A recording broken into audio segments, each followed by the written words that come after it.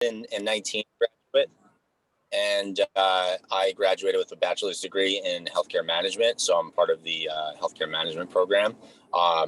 Currently, I am a medical devices professional, so I'm in medical device sales, and I'm a member of the SUNY Canton Alumni Board. I'm also a graduate student studying innovation at Northeastern University. So that's just like a real quick intro bio on me. Nice, thank you. So let's just dive in and get started. Joffrey sent over some questions from some of the student leaders for some of our panelists. So let's get started. And no, I'm gonna do it randomly. I'm not gonna do them in any particular way. So first question, how diverse is your career field? I'll answer last, but Robert?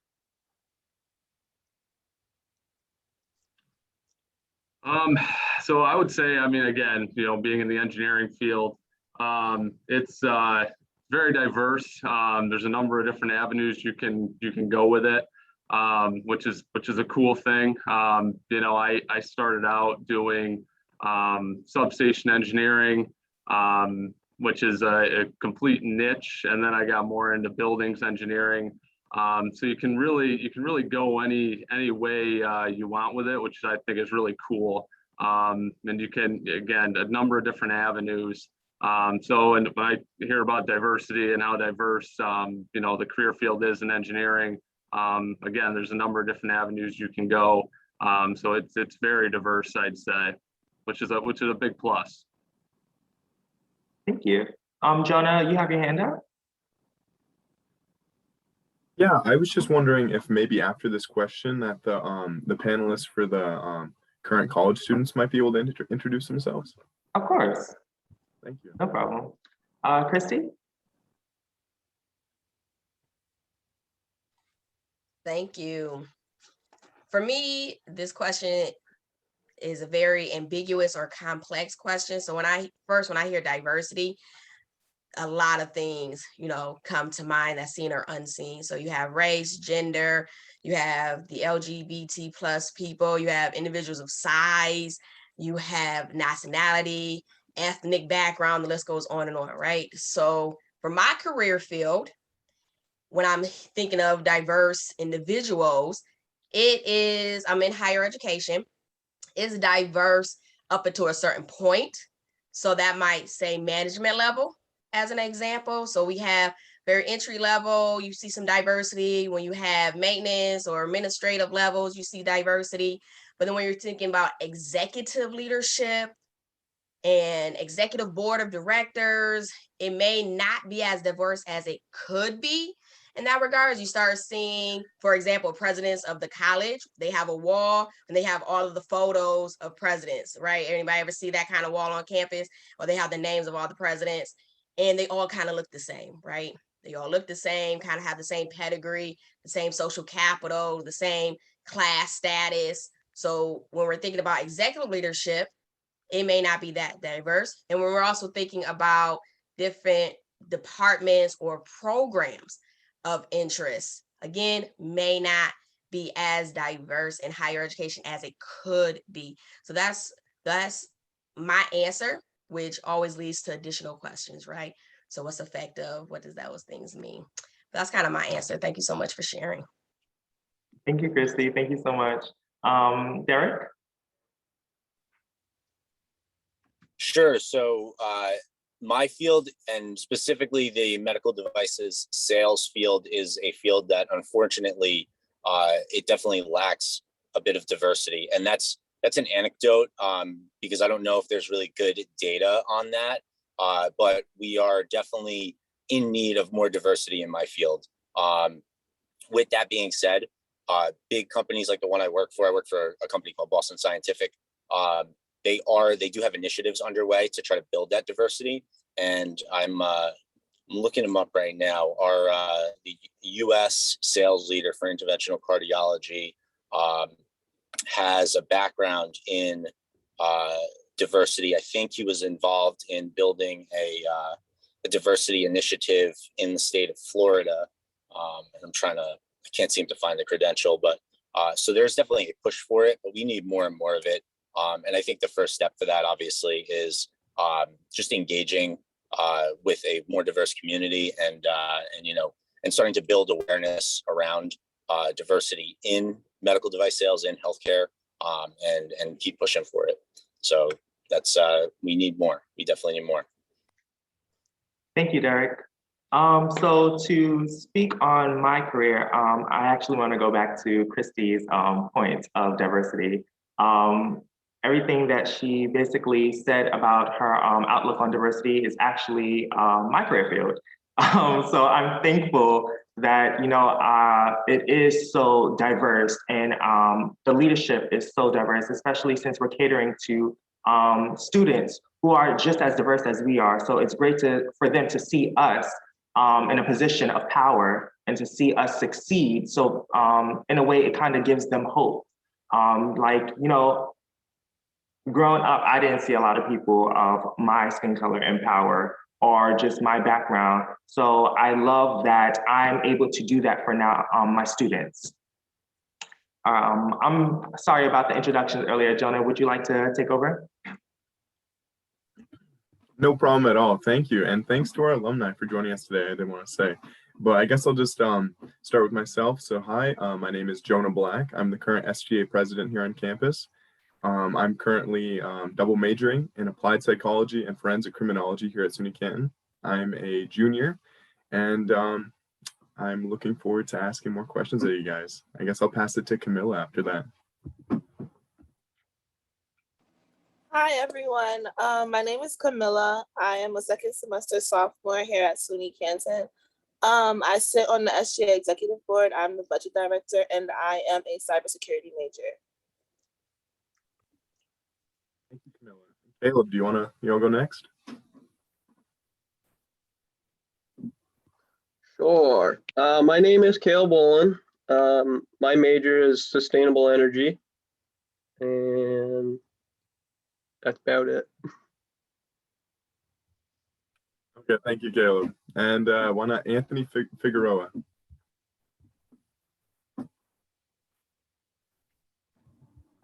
Good afternoon, everyone. My name is Anthony Figueroa. Like Jonah just said, my major is industrial technology management. I'm a senior now, first semester. What else can I kind of say? Online student representative of Student Government Association. I'm a big part of C-STEP, student manager there. I'm also, I guess I could throw my fraternity in there. I'm part of Gamma Sigma Zeta Fraternity Incorporated. See my big brother Devine there. Yeah, that's about it right now. Thank you, Anthony. And Riley, you want to go next? Hi, everyone. I'm Riley Gadway. I'm a Homeland Security major. I'm also currently the president and house manager of the Alpha Theta Gamma fraternity, as well as vice president of the school's Greek council, and I'm on the safety committee for the school. Thank you, Riley. And Tia. Hi, everyone. My name is Fatiya Murray. I am currently the College Activities Board's president. I'm a first semester junior. My major is criminal investigation with 2 minors in forensic science and criminology. Some other things about me: I am the community service coordinator in my sorority, Beta Sigma Zeta, Sorority Incorporated. I am also a resident assistant here on campus. I think that's about it. Thank you. Thank you. And Devine, it's up to you, but I would just like to take the time to suggest that we could go back and forth with our questions, having you guys, alumni, ask us one, like since we got to ask you guys one, and then just pass it to one of us. Well, I was going to go through a couple of questions first with the alumni panel and then switch it back and forth with everyone else. Is that okay? All right, great. So next question. Do you wish you chose a different career path, Derek? So I guess yes and no. my career path has a lot of perks, and I love my work. However, what I didn't realize going in is how difficult it would be to switch. And one of the recommendations I would give to current students and to prospective students is to try to be very in touch with your future self. So try to not only align the goals that you have today, but also think about the goals that you're going to have tomorrow. Because once you get into that career path, it's going to be very, very difficult to move, especially as you gain more experience and especially the higher you go. So try to not only think about your goals as they are today, but try to think about what they might be tomorrow. Thank you. Robert? Yeah, I agree with Derek. Kind of a yes and no question. You know, you get into somewhat niche field, you know, for me, like engineering, and you are kind of pigeonholed. Again, it is nice because there's a number of different avenues that you can go down. I would say, you know, just try and give yourself the best opportunity to maneuver and to be flexible. You know, pick a career path that you're interested in, and then understand that, you know, think of it as a stream. You know, there's different tributaries and you can go different ways, but you kind of have the main, you know, the main outlook or the main goal. You know, just pick something you're interested in, and then, you know, see how you can, again, be flexible and navigate that. You know, it's interesting. I look at my career and kind of checks, you know, a number of different things off the list, but, you know, I was always interested in, you know, the medical field, and, you know, whether it be nursing or, you know, a doctorate.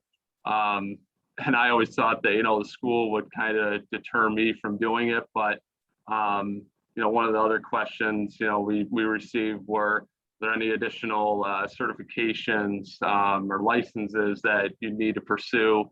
And, you know, for me in engineering, I just received my license, professional engineering license, but there's a test prior to your professional engineering license that you should take it your senior year of college, something I highly, highly recommend. But I look back and I say, I didn't want to do all this schooling, but yet I was studying for an exam 6 years out of school, you know? So it kind of, you know, you gotta understand that, you know, again, attain your goals, you know, don't be intimidated by whether it be licenses, extra schooling, you know, whatever it may be, you know, just go for it, but understand what you're getting yourself into, you know, and again, seek mentorship, people that have been there, done that before you, because they can tell you, you know, what the actual experience is like before you get into it and really, you know, again, get yourself into a 5-6 year commitment, whatever the timeline may be. You know, just know what you're getting yourself into, and seek people that have done it before you. Great advice, Robert. Great advice. Kristy? Thank you. So just to piggyback off of my colleagues that spoke before, I completely agree with everything that they mentioned. However, my experience has been a little bit different. With me being a business major, I've actually had more flexibility than maybe a more direct or streamlined career path, if that makes sense. So for me, and I also teach business, right? So I tell students in the business programs that no matter the industry, no matter the field, they're all businesses, right? So whether it's a church, not-for-profit, healthcare, tech company, engineering, not-for-profit, community-based organization, they're all businesses, right? They have managers, customers, whether you call them clients or patients, they're all customers, right? And there's this mutually beneficial relationship between the employees, the employers, the customers, right? And all the stakeholders mixed in. So it's all business. So for me being a business major, I've had so many opportunities to find myself in so many different career paths. I worked in not-for-profit organizations. I worked with the developmentally disabled. I worked with senior citizens. I've worked with elementary school, high school, at-risk youth, foster care, and now higher education. So my career paths have changed so much. I've gone different directions. And I want to say my degree has allowed me to find a seat at all of these different tables because it's based off of my experience. So one, my degree says I can help you run your business. I understand this relationship and employee dynamics and all the technical pieces to supply chain and things of that nature. But at the same time, my career paths and my experience has allowed me to go in other directions. So working with high school students allowed me to work with college students, things of that nature. And so I've been in a lot of different career paths. It took me about 7 years to figure out what my passion, right, in life would be, and find an organization, right, that encompass that passion plus a livable wage, because that matters, and then allow me a very healthy and happy environment, right? So you may not find that right out of college. You might say, okay, let me try a couple of different, even if it's the same career path, you might have to try a couple of different organizations, right, to find that one place that is going to mesh your passion, livable wages, and a really healthy environment for you. So it took me about 7 years to find that place for me. And I really feel like where I'm at now is somewhere I can see myself retiring from. And that's really important. When one of my colleagues said, thinking about the future, is this a place you can see yourself settling down, planting roots, and investing in for the next 25, 30 years? Thank you. Thank you. So I also agree with Kristy. It's so hard to try to find something that you're passionate about. It didn't take me 7 years, Kristy, but it did take me some time to actually find something that I'm very passionate about, which is another question that was emailed over to us was, do you enjoy your job? Absolutely, I love my job. I was also a business major, but like Kristy said, yep, business. Like Kristy said, being business means you can be just as diverse. You can sit anywhere. You can gain any experience. My organization now, Workout, is actually a nonprofit, but it's wrapped in education, which I never saw myself being in education, but I actually really, really love it. I love molding the minds of the future. I love uplifting the youth. It's actually very rewarding within itself. Yeah. So next question, how long did it take for you all to adjust after college? Kristy. Again, a great question, but ambiguous. So my interpretation of the question is this way. So in college, it's a very sheltered, at least my experience, very sheltered. I was a student leader on campus. That came with some cloud, that came with responsibility, that came with being known. However, when I left Canton and went back home, I was a nobody. No one knew my name. No one cared about what I did on campus. And it was tough to translate, like, hey, I'm a great person. I have all of these skills and abilities, and I can add a lot of value to whatever, but no one cares, right? And I'm back being the youngest in the room or the least experienced. And it was really tough to kind of break down those stereotypes or barriers to say, no, I have something to say. It is valuable, and my opinion should be taken seriously. And it actually took me, I think, about 2 career transitions to really get enough self-confidence in myself to really speak and let my light, and my value to kind of just resonate in the room, because I would find myself in positions and I would be the little sister, right? And when we talk about mentoring, that looks a little bit different, right? So I had a mentor, so my supervisor, that would treat me as like that little sister person and like, come on. But when I would suggest something, he'd be like, no, it's okay. We have it. Like, wait a minute, what's happening? So for me, it took me about 2 career transitions to really find that self-confidence and switch from being that all-star SUNY Canton person to being that all-star organizational leader, right? So it took a lot, not a lot, but it took me, like I said, a couple of transitions to really find that confidence and say, no, I actually have the skills and abilities to, move this organization forward, and I'm going to interject myself, right? Or challenge the status quo, regardless if it makes people around me uncomfortable because of my age or years of experience. So it took me a little bit to get that confidence to make that transition, I think. Absolutely agree. Absolutely. I was a nobody when I came home too. Derek? So I'm probably a really bad person to ask this question too. And the reason for that is I was already in my field when I was still in school and when I had graduated. So there wasn't really much of an adjustment. However, I can tell you what I've observed with people younger than me. My career path and the way that I got into medical device sales is very atypical to have finished or have gotten in before finishing the degree. It's kind of roundabout. But what I notice is exactly to Kristy's point, which is that like you may have been a superstar, you may have been a big name on campus, you may have had a lot of involvement, and that will carry some weight, and that will certainly help you get your foot in the door, and that is important. But ultimately, when you come to an organization, you're basically going to be at the bottom of the barrel. So just understanding that going in is going to be a big advantage, because you're going to understand right away, okay, look, I got to make a name for myself here, and what value can I bring and how can I quantify that value? So kind of having that approach going in where you're like, I know that I'm basically going to have to prove myself here. How can I do that? And building relationships with people around you. I would say relationships is a real big thing, because you don't have any relationships going into the real world, or you may have some, but certainly not as many as you had in college or something. And knowing that you're going to have to build relationships again, it's a big thing. Agreed. It's all about networking. Robert? Very good advice there. Very good advice. That is the real world, so to speak, building relationships and, creating a network. For me, life after Canton, I went back to where I'm from and started working pretty much right away. So again, the adjustment wasn't that big. I will say, again, you're super busy while you're at school. You're playing sports, you're involved with organizations, activities, whatever it may be. You're studying, you're doing projects.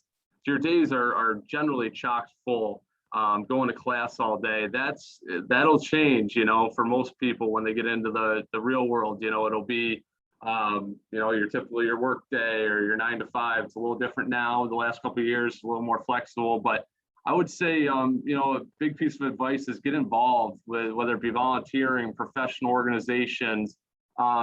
Keep yourself busy, because those ultimately, to Kristy and Derek's point, they build networks. It's stuff that you can put on a resume. And if, speaking to professional organizations, it's a great recruiting tool for your organization, or maybe you're looking to make a move. I'm seeing not enough, people coming out of school getting involved, at least in my, again, niche engineering world. I think we need more of that. It's collaboration, it's growing together. We've seen a big decline in it, even the last 5 years. And, I've only been in the industry for, 8 or 9 years. So just in my short time, it's important to get involved and build those networks. It's invaluable. So I don't think, again, there's not I think for most people, not a huge change, but it can be tough for others. It's about staying busy, staying active. I absolutely agree. So I would like to, the alumni to answer one last question before we allow the student panel to actually ask us a question. So yeah, one last question. What extra qualifications, if any, did you need in order to work at your job? Did you have any extra qualifications, such as licenses and certificates, that boosted your resume and helped you get hired? Robert, I know you spoke a little about this. Would you like to speak a little bit more? Yeah, thank you. It's something that, like I said, I'll try and hit it brief on the engineering standpoint, but Canton has been long known for their engineering, background and history. So it's a big part of the campus, amongst other majors, of course. But the FE, the EIT, I don't know if there are any engineering. Again, we'll maybe learn a little bit more as we move forward here, but majors on the call. But I cannot stress enough how important it is to get that engineering or engineer EIT certification out of the way your senior year. It's something that I did not do. It's something that since I was in school, I've been very active at Canton and the leadership there and the engineering leadership, along with the professors, in advocating and just spreading knowledge to students to make sure they get that out of the way.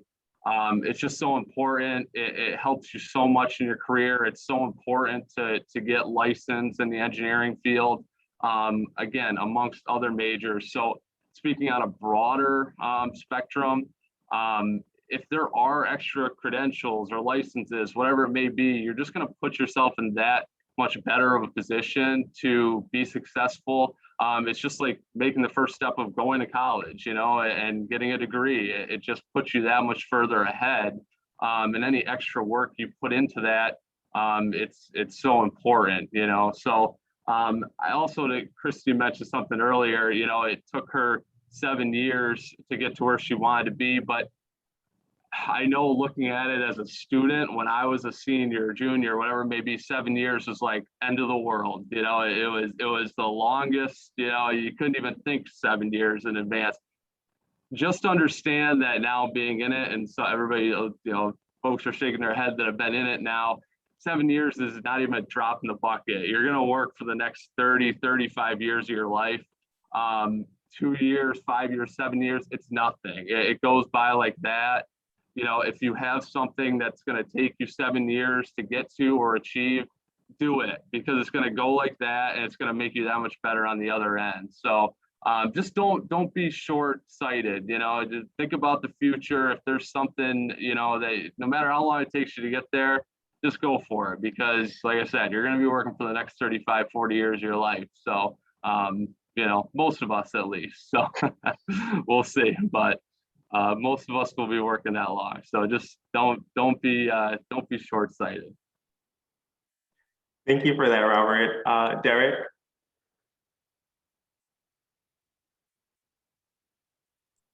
Sorry about that. So just to address the question directly, did I need personally extra qualifications to get my job? No, and you don't need extra qualifications to get into medical device sales. However, the only real prerequisite is a track record of success, and something like that can be really hard. So that's where credentialing, and I'm somebody that believes credentialing is incredibly important. So whether that's academic credentialing or non-academic credentialing, seek credentialing. So if it's licensure, like Robert had alluded to, seek it. If it's academic credentialing, master's degree, MBA, PhD, seek it. And like Robert said, and like, the point we keep reiterating is try to be in touch with your future self and don't sell yourself short. I'm in my master's program now. And before I graduated college, I would have never even given myself the credit to say, yeah, I can not only finish my bachelor's degree, but be a master's student, and now I'm there. So don't sell yourself short. If you think that you can do it, push yourself, get certified, go for it. Thank you so much for that, Derek. Kristy? So again, agree with what everyone else has said. I echo that completely. For myself, I actually am a year and a half away from my doctoral degree in management and organizational leadership. So I'm going to go by Doc Tyson's. So for anybody on the call who know me now, you can no longer, after 2023, March of 2023, you can no longer address me as Kristy. I'm sorry, but you have to address me as Doc Tyson. I'm teasing. But yep, for myself, again, this is one of those ambiguous questions. It depends on the industry. It depends on your organization. Since my career journey to really get to where I truly love my job, I've had so many different trainings and certificates, but it kind of come with the gig. So when I've been a community health worker, I had to get a community health worker certification. When I worked with the developmentally disabled, I had to get certain certifications and licenses to work with them. So it really depended on what industry I was in at that time. And then I like those certificates, especially if your job is going to pay for them, get them. And then that's things that's on your resume that can never be taken away from you. So no matter what my next career journey or path takes me, I still have my past career certification. So the health worker and the community worker, and I did motivational interviewing certificates. And then as I've moved through my career, there's other ones that I'm just interested in. So I'm interested in racial healing circles and restorative justice and project management and and Six Sigma and lean systems and risk management. And again, if my job is going to pay for me to go to these conferences or get these certifications, why not? And again, it just boosts my resume and my own personal experiences. So no, I haven't needed them to boost my career, if that makes sense. It really depended on what industry I was in at that time, what certificates or licenses I needed at that time. And then there are always great conversation starters moving forward. So I find just having these certificates, having this knowledge, it allows me to be able to sit in conversations, add value to conversations, and then it just adds value to myself to have this kind of background. And these are experiences that is addition to that educational degrees, right? So I have a master's in business administration, the bachelor's, the associates, and now the doctoral degree. But then in addition, I still have these certifications and trainings that this is going to elevate me, and it's going to set me aside to somebody else, right? So when you're in a career field, you're just a piece of paper, right? You're just a resume. There's going to be 2 or 3 resumes that's going to look similar. Most people are going to have a bachelor's, most people are going to have a master's, but then that's where those licenses and certificates are going to set you aside, right? Put you in a different pile, add to your qualifications. And then in the interviews, even if they didn't look at the certificates, that's when you can bring that up. Hey, but in addition to my bachelor's, I have a certificate in leadership and diversity or organizational leadership or whatever, right? The certificates are, and that's just going to add to your value. So I'm all for it. Get it. Why not? It's something that's not going to be able to, no one's can take away from you. And this is going to add to your experience as well as add to your value as an employee. And you know what, Kristy, I'm going to piggyback on that. There is really good data to support extra credentialing, whether it's academic or non-academic, correlates directly with income. So there is real science behind that. Thank you. So just to also answer that, I completely agree with my colleagues and what they all said. Same here, Kristy, my job pays for my certifications. So if they're paying for it, then why not do it? I personally did not need any licenses or certifications to get my job. The only thing, in quote, my boss told me was the reason that he hired me was because of my huge background in student activities, which is thanks to Priscilla. But yeah, that was the main reason of why I was being hired, because of so much that I've done in college.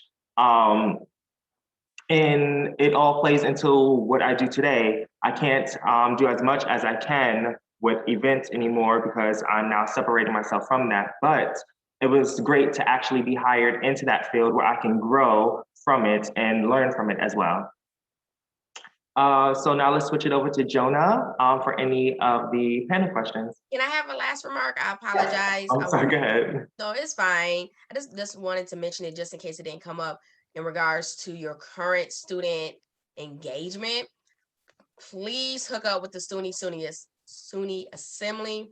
That's a huge thing with the SUNY cohort in colleges. That's a national program. The networking opportunities with the SUNY Assembly is second to none as a college student, really. That conference is amazing.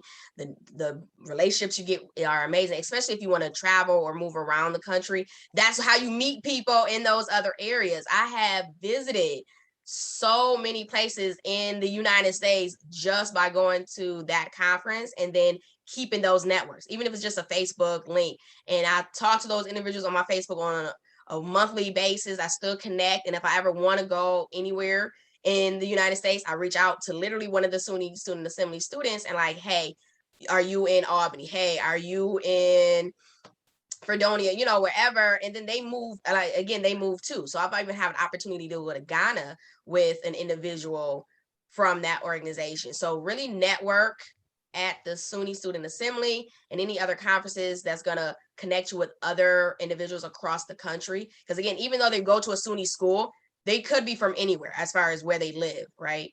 And that's really going to be helpful, especially with that. We talked about networking. Keep networking. And it's not networking in a way of like using people, but it's building relationships. It's really about building relationship, adding value. I have value to add to you. You have value to add to me. You could come to Buffalo. I can go to New York City, whatever. we're on this journey together, right? We're all in college. We all want to get our foot in the door. Let's help each other. And it's really about building relationships. And you're going to have those relationships, I guarantee you, for the rest of your life, as long as it's, again, that mutually beneficial relationship. So really network with these conferences that you have the opportunity to go to as a student. Is really going to help. Trust me. Marilla, you had your hand up. Thank you, Devine. Hi, all. It is so fantastic to see you, and especially Derek and Kristy, because I know them, Derek from being in the healthcare management program, and Kristy, I don't know if she was in my class ever, but she was certainly in Professor Robinson's office several times. So how great. Congratulations on all your successes, and almost to Doc Tyson. Wow, I never would have imagined. So how fantastic. One thing I just want to ask Kristy and Derek, and both of you, Robert and Devine, you know, even though I don't know you, what advice do you have for the programs that you were in? You know, there are a lot of advices that you're sharing, which are great for the students and their careers and such. But would you specifically, maybe for a business or a healthcare management program, Derek, to kind of say, hey, you know, we're always, as instructors in the program, we're always looking for new ways, new micro-credentials, new certificates, upskilling, and those types of things to stay current with the industry and make sure that the students, when they leave the program, are marketable, okay? And that's one of the reasons I used to always mention to students, please, take up a minor, you know, double major, whatever it is, you know, and these different certificates while you're in college, because, you know, it's just it's such a great way to separate yourself from the rest of the competition, right? As Kristy mentioned, you know, you're only a piece of paper until you get to that interview. And so you have to kind of market yourself well. So just kind of a piece of advice, and then advice to all of you alumni, please consider joining advisory boards. So we would love to have Derek on our healthcare management advisory board.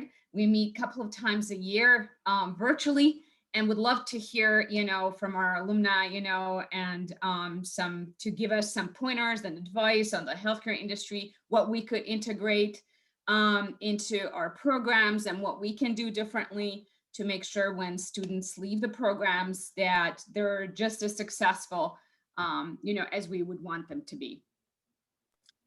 So I can jump in real quick on at least my thoughts on an answer. So I have noticed that some programs, just, you know, having done my research on, like, prior to selecting a master's degree program, there are certain master's degrees, for example, that will kind of marry the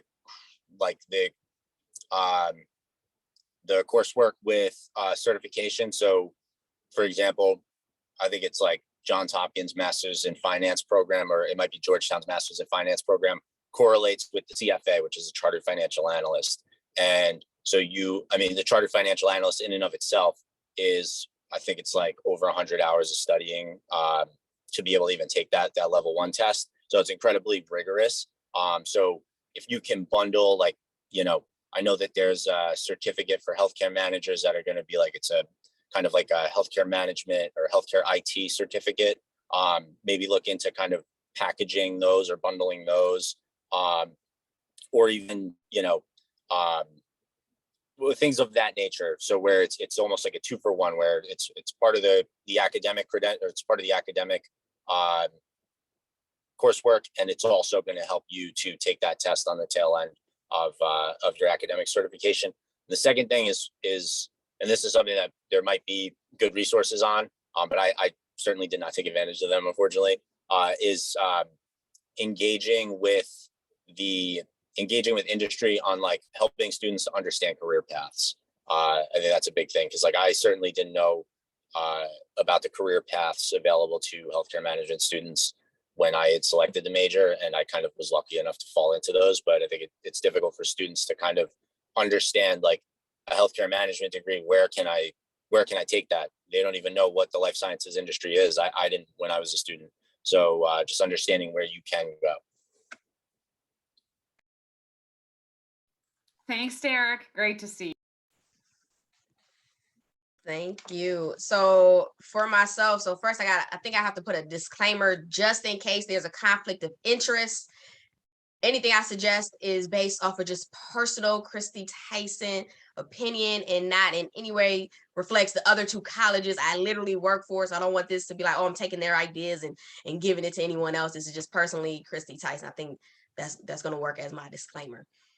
But personally, as an alumni of the business program, I'm not sure what has changed since 2013, but just thinking back, some things that I think would have been beneficial is one, the GMAT, the GRE testing or some preparation course or something that could be optional, because the idea is when I went to go for my master's, that was a huge decision because some colleges required that exam and I was already out of college, right? So on my own, I had to buy them study materials, study it, things of that nature, take the exam, etc. So I think if we had something on campus that can kind of help with, are you considering grad school? What does that process look like? What does those application process look like? Even for a doctoral degree, that application process is completely different than the kind of natural selection, simplified selection of undergrad.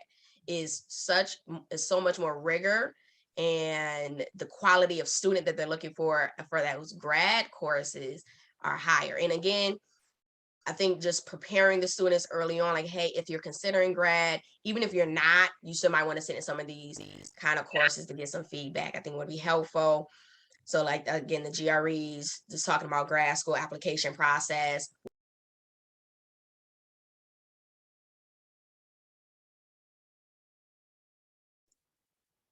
I'm sorry, Kristy, you muted. Sorry, I don't know how I got muted.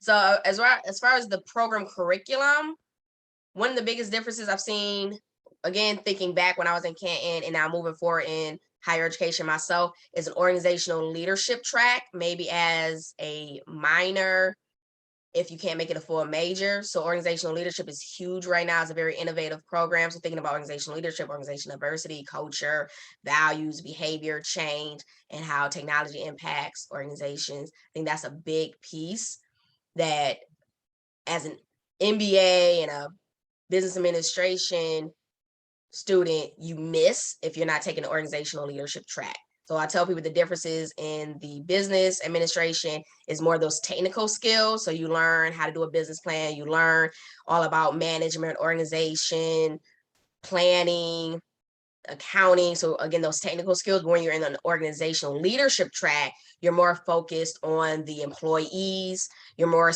focused on human resources as an asset. So what motivates in people, what behaviors, what cultures really move an organization from where they're at to where they want to be. So I think if you could incorporate organizational leadership into the curriculum, that'd be beneficial.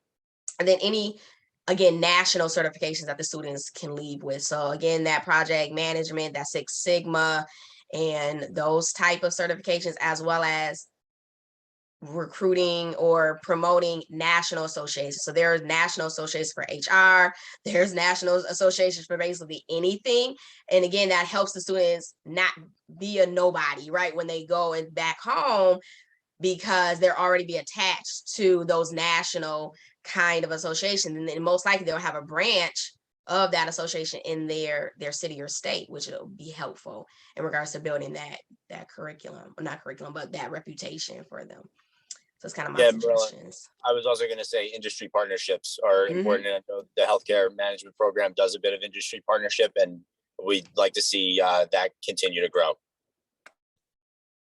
Yep, Canton definitely works as a silo, which is great, right? It works as a college community, but really branching out and saying, hey, I don't know the statistics, but I want to say an overwhelming percentage, above 50%, don't live in the city of Canton. So really thinking about how we can boost the students' credibility and credentials outside of Canton, I think would be really helpful to focus on. And really, again, those partnerships, those national associations would help in that regard.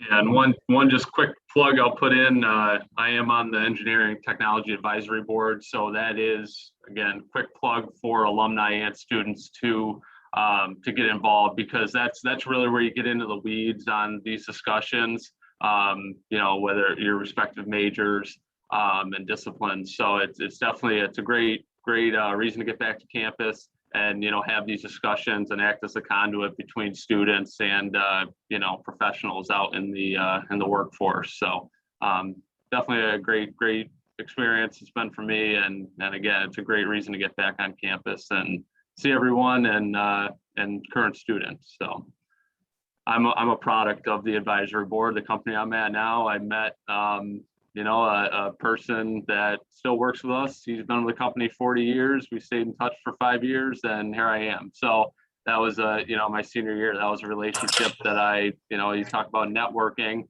and staying in touch. We would stay in touch for, you know, once a year or so. And we did that for a number of years. And then finally all the stars aligned and I ended up with CNS. So can't speak to the advisory boards enough. Definitely I highly recommend. Thank you all. So we're running a little low on time. So I would like to take the opportunity to open up the floor for any additional questions, whether it's alumni to current students or current students to alumni.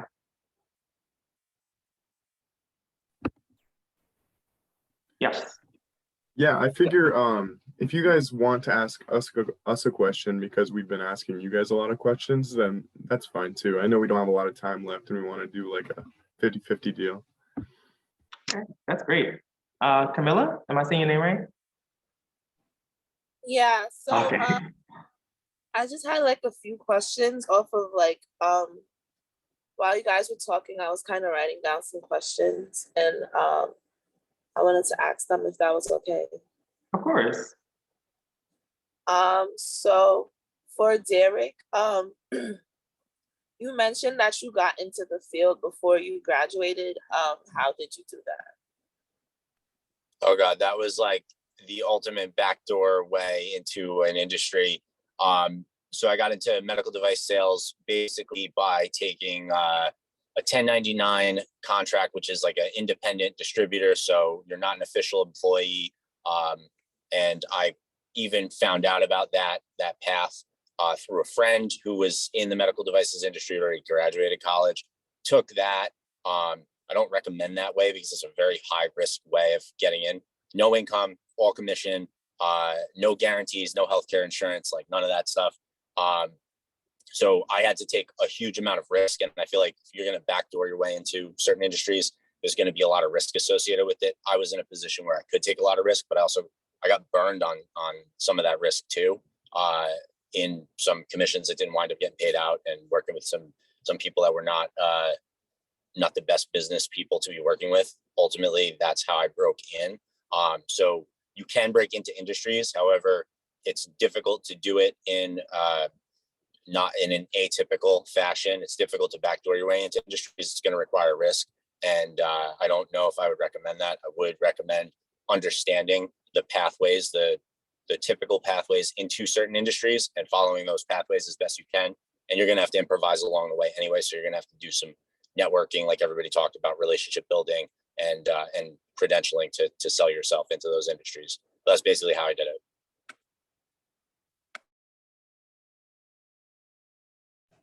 Okay, thank you. And Robert and Kristy, you guys mentioned that you guys are really active on campus. Did you end up putting like the things you did on your resume? And also, what positions did you guys hold in student government? For me, for that first resume, of course, you put all your volunteer opportunities, and then some of them I actually put as work experience. So when I worked as a tour guide in the admissions department, I had work study job with the career services department. My internship was on campus. So things like that I actually put on as career experience. And then anything additional, I was on the dance team. I cannot dance. It was one of those, they accept everybody. So I was on the dance team. I and a college activities board. I can't remember my position there. I know I was secretary for about 2 or 3 years for SGA. I also was a SUNY student assembly rep for the agricultural and tech colleges. So I was a rep, myself and another colleague was a rep for about 8 or 9 agricultural tech SUNY schools. So yeah, all of that goes on the resume with the position, what the organization is, and if you're putting as career experience and you want to put your roles and responsibilities and duties. And I probably had a couple of other gigs on campus I don't even remember doing. And then as student leaders, you get a lot of volunteer roles. So I got to chaperone a lot of trips. I got to chaperone parties. And then that also leads to that leadership experience. And when you're in the interviews, you want to mention these things, because what it also shows is even if you don't have formal career experience, you do have leadership experience, skills, and capabilities based off of these experiences, if that makes sense. So I was able to still sell myself as a leader, right? Because I was able to chaperone and I was able to do this and that. And in Canton, I want to say, I've lived all of my life in school at this point, is unique in that regards, where they always involve their students, no matter the project or whatnot. So you get to see a lot of the behind the scenes work as a student that you can bring to the table in regards to future organizations, industries. So I think that's a really big piece. So was on everything, definitely put on your resume. As I gained career experience, those things fall off the resume only because, again, it takes up space. But what stays on is any awards.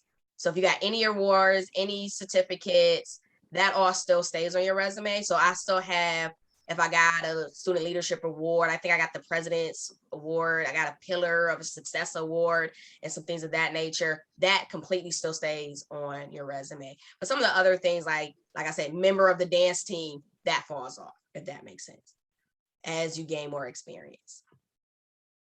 Kristy covered it very well. The only thing I'll add, and it's piggybacking off what she mentioned, was all of those. I think when I have someone come in and interview, you're understanding that you're just coming out of school. We want a good communicator. You need to be able to communicate. Your jobs revolve solely around communication, and that goes for any job here. And all of those organizations and activities that you're a part of while you're at school speak to your communication skills. A lot of times you are communicating with folks older than you, which you'll be doing in the work world, they have more experience, but that's the single most, I think you go into an interview, that's the single most important thing, is to be a good communicator. It's so important, and something that, again, people that are hiring, they look at. Again, what you know is important, what you learned at school, but I always say, Canton taught me a lot, but as far as the actual curriculum, it's probably 10% of what I actually use in my everyday job. It gave me a good foundation, but communication never goes away. It's so important. Something you use every day, all day. So I know that Derek put a question in the chat, and let's end with that. Derek?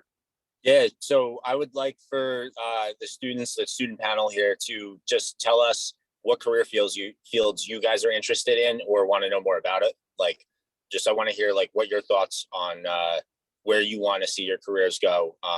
So I'd just love to hear what you guys are interested in.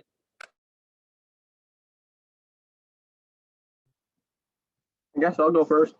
I'm in sustainable energy.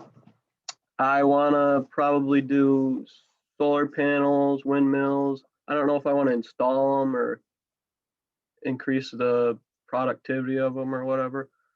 And then I also want to get into the stock market, so I might have to double major or something. Yeah. So that's pretty cool. Have you ever considered sustainability consulting or those kind of paths where you have the opportunity to work with different businesses and consult them on how they can be more sustainable? Yeah, that would be a cool idea. I haven't thought about it, but I definitely will look into it. Caleb, we'll get in touch because it's a hot topic right now. Yeah.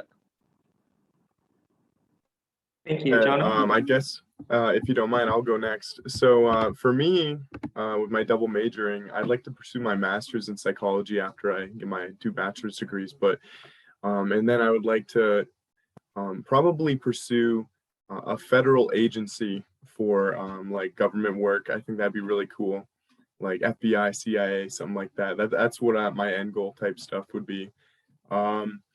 As for like immediately after college, I'll probably go in as a state trooper, something along those lines, work my way up, get some experience, and then pursue federal agencies.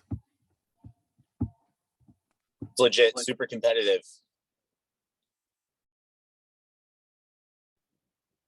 Is someone else going first? I don't know if someone has their hand raised. Nope, you're all good, Anthony. Okay, sounds good. Thank you. My major is industrial technology management.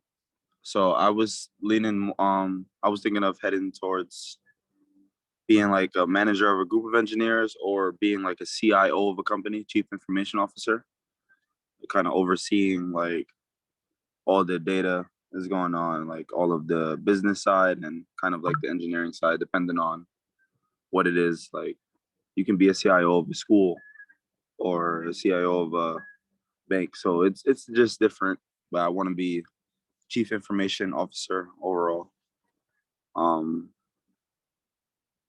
Yeah, pretty much what I want to get into. But my major is very broad, so I can also be an engineer with it. Like, but I was leaning more towards the management side. Even with like my classes, I've been taking a bit more of the management, the business management courses rather than the engineering.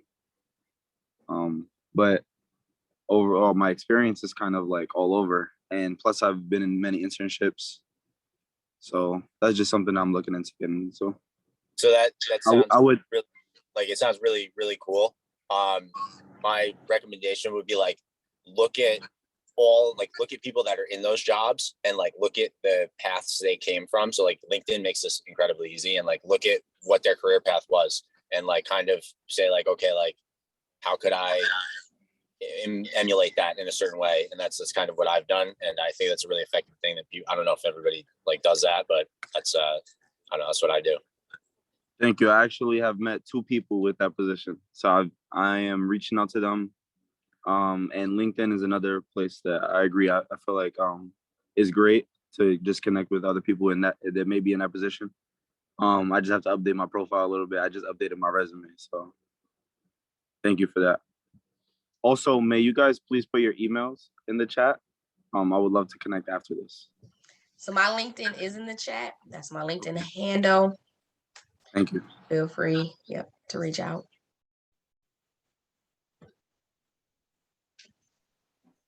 I guess I'll go next. After college, like immediately after, I did want to get into like data analytics at like a police station, or kind of help with investigations. But being that my major is cybersecurity, I do want to go into like government work afterwards in a few years, and hopefully work for like the FBI, NSA, those kind of organizations. Quick plug for anybody that's interested in federal government work. A lot of those positions are civil service exams. So you want to reach out to that website, and you can have, even if you're not actively looking for a position right now in the federal government, but you can also link to that website where they send you emails of all of the civil service exams. So you at least can get an idea of what kind of positions are hiring, when they hire for them, because sometimes they hire for certain positions, maybe not on a yearly basis, but they do the exam to compile a list of candidates that they pull from for a certain amount of time. So you want to be aware of that. So again, a lot of those federal gigs, which is ridiculous to think, it was like you could be a federal investigative agent. It's a civil service exam. I know because I've looked it up. I couldn't do it because you need this physical requirement, and I was like, nope, I can't run, I can't lift, I can't do it. But it's really interesting. And look for other things like voter registration, census data. A lot of those positions are also considered federal jobs. So you get put on a directory, even if you're just doing the census data. When that comes around, you get on the directory So then the next time you apply for a federal gig, it looks like you already had one in the past. And that's really exciting for individuals that's looking to work with the federal government. Thank Yeah, you. so it seems like a lot of people are interested in like IT, technical information, data science type of jobs. I don't have anything to offer, unfortunately, because it's like outside my field, but I think that's all very, very interesting. I would say like reach out to people on LinkedIn. People love to talk about their careers and what they do for work, and especially the higher up they get. So like people want to talk about that all the time. I've literally gone to coffee just to talk about like other people's careers to break into industry. So like reach out to people, be like, hey, like you want to grab coffee? Like I would love to hear more about what you do. I'm interested in that. People love to talk about that type of stuff. So that's how they got us here. People have friends. We have friends that are in data and IT, and so it's important. Just reach out, talk to us, and you never know how we can help you or you can help us. Goes back to the networking. All right, Joffrey, do you want to take over? Yes. Well, thank you all for joining us. I hope you enjoyed your time here, and this is the first event for Reunion Week. So you check your email. We're sending out emails every day. Also, you can find us on Facebook, facebook.com/SUNY Canton Alumni Association. And thank you to all of our alumni panelists and our student panelists. Jonah, I'll give you the floor in just a second. Please add your email to the chat. So if folks want to connect with you afterwards, that's a great way to build our alumni network, which networking is the key word we spoke about today. So with that said, Jonah, you have some last things to add? Yeah, I know it's we're closing this out, but I figured I should ask, because these were two great questions that Caleb asked in the document that was sent out. I'll just ask one. So the first is, did you guys pay off your student loans yet? Because I know that's like, for me, it's like, oh, I want to know the answer to how long do I got to pay these things off? So if you don't mind, can we like. Well, first off, I hope I can say hell no if I can't just beep that piece out. You're absolutely right. Not. You sound crazy. I sound still in school, getting a doctoral degree. I think I have $100,000 worth of student loan. However, working in education, I tell people you're going to get debt regardless. Just being an adult, you're going to acquire debt. Mortgage, car leases, the list goes on and on. Refrigerator furniture, even buying those sneakers and cell phones, people are going in debt for. So you're going to have debt regardless. The idea is you want to invest in yourself and accrue debt that people can't take away from you. So even if I don't pay my student loan back, like if I die and they never get a dime from me, I still have my degrees. They can't take that. They could completely take my house, my car, my shoes on my feet, my dog, they could take it, right? So the idea is that you invest in yourself. I have not paid off my student loan. You can start paying your student loans now. You can also start a separate savings account right now for your students' loans. And again, those grants and scholarships are amazing. I want to say for my undergrad, if I only had undergrad loans, I would have completely been able to pay it off. My undergrad loans were not really that expensive. And if I have known back then what I know now, I would have just paid that off first and then moved forward. Grad degrees is really where that bill kind of grows. And this is my second or third college as far as my doctoral degree. So I have at least 2 colleges at the doctoral level on my student loan hit right now. And then the scholarships and grants opportunities are less frequent the higher you go up education-wise. So if you can get the scholarships and grants now, do it. If you can pay off your undergrad sooner rather than later, really do it. Like I said, you can start paying on it while you're in school. You can use that additional savings account to start paying it off. Really think about that. But you're going to accrue debt no matter what. I don't think anyone has ever paid off their student loans entirely. Right, the first 7 years out of college. Like, yeah, I don't think that's ever happened. But like Kristy said, you have to invest in yourself. And there's no rush to pay back your student loan. They can't take back your degree. You already got it. So again, there's no rush. Not that you shouldn't try to pay something, but there's no rush for you to It will actually. affect your credit score. It Yes, will completely absolutely. affect your credit score. So that's why you want to start paying on it now At and least get that bill something. manageable. But then at the same time, you can also find organizations that assist in paying back some of your loans as well. So really, again, think about the future, get those scholarships and grants, start that savings account, start paying on it now, and then look for organizations that's going to help you pay back some of those student loans. So for example, when I was working in the nonprofit sector, a lot of those businesses will give you loan forgiveness depending on how long you stay in that industry. So please be mindful of that. And you'd be surprised how many organizations count as a non-for-profit. So the college that I'm at now counts as a non-for-profit, even though it's a higher education industry. So be mindful of that when you're looking for places to settle roots. Maybe you'll be one of the few that the president actually forgives your loans. I'm still waiting, but I mean, maybe you Put that will on the be. atmosphere. Yeah, I will say too, definitely, I just saw in the chat, industries will pay for, I know my company, they'll pay for a master's degree. It's crazy to think that at this time, we have a 600-person firm across the country. I think one person is taking advantage of tuition assistance and reimbursement, which we always say, it's mind-blowing that only one person is taking advantage of it.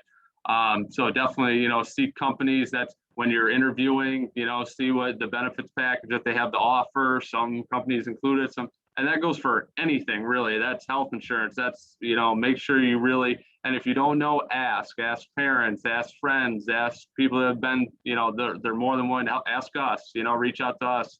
We're more than happy to help you. We've been through it, and we understand it. And I'll put in a plug again. And we alluded to this earlier, stay diligent in those loans. It's first time you're going to have a little bit of money in your pocket. Things are going to be tempting. You're going to want to spend money, but just act like it's not there. Set aside, Kristy mentioned, set aside some money, savings account. And the last thing I'll say, there was a question. I did get involved in the stock market shortly after school. I had a good mentor. So again, seek mentors. Don't put everything in the stock market. Learn about it, dabble, so to speak, in it.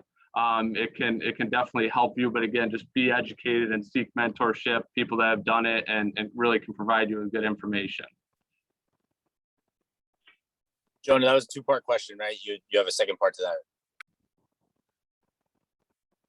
that. Well, actually, the other question I was holding off on asking was, did you get involved in the stock market?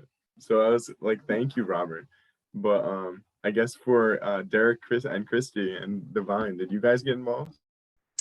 I didn't get involved in the stock market in that regards. I did set up a mutual fund. So I actually worked with like a financial agency. So I had to get life insurance, right? I have a 4-year-old son. So you start thinking about succession planning. So I got life insurance, and through that process and my financial advisor that you get through that, I did set up a mutual fund where it's similar to stock market, but a little bit different, where they invest my money in different stocks and they kind of move it around. I get a portfolio and a huge book that comes in the mail that I do not read. I pay you to read it. I don't read it.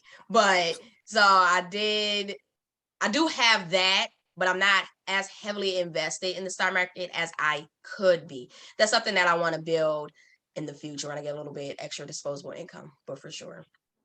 So real quick, yes, I got involved in the stock market. I lost money. I got involved in the stock market in a much more conservative fashion. The one thing I will say about that is there are organizations, there are people, hedge funds that get paid millions and millions of dollars. And there's an overwhelming body of academic research that shows that even those highest organizations really struggle to make money in the stock market. It is very, very, very difficult. I think that's probably the answer that nobody likes to hear. With that said, you can still make good returns on investments, and you just have to be very smart about it. I'll plug two resources: Rational Reminder podcast. You can find that on any podcast app, and then Common Sense Investing on YouTube. A lot of stock market things, if it sounds too good to be true, it probably is. But I would check out those resources. They're academic, like highly academically based. They'll get you really, really good information.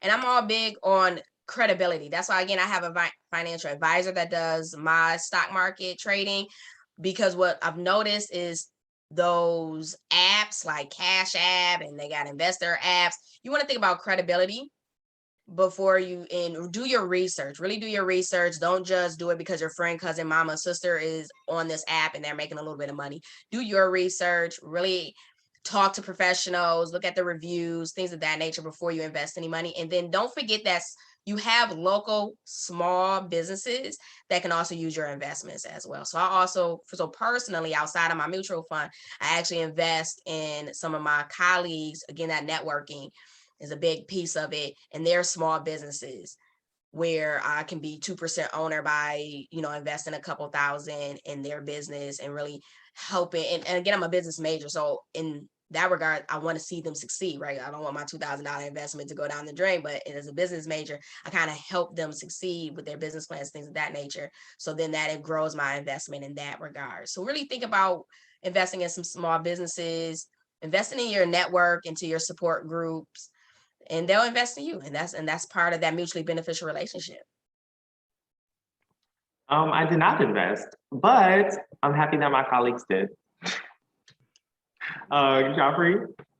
That's a great answer, Devine. And I think we need to hard stop it now. Thank you all for participating. I hope you had a great time. It was nice listening to all of you. A lot of sage advice was given out. So thank you to all the alumni and students who participated, and thanks for everybody else who tuned in. And check out on Facebook and on the alumni website, canton.edu/alumni, what the events are for this week. So thank you, and have a great rest of your day. Wait, before we hop off, can we, this chat is going with email addresses and people posting stuff in there. Can we save that somewhere and maybe email it out to everyone? Yep, I've recorded it. Hopefully I actually have a meeting I have to get to right now, but hopefully at the end of the day, I'll be able to send that out or sometime this week. So thank you all. Thank you. Bye, Thanks, everyone. Good luck with everything. Thank you so much. Have a good one, everyone. Have a good one. Take care.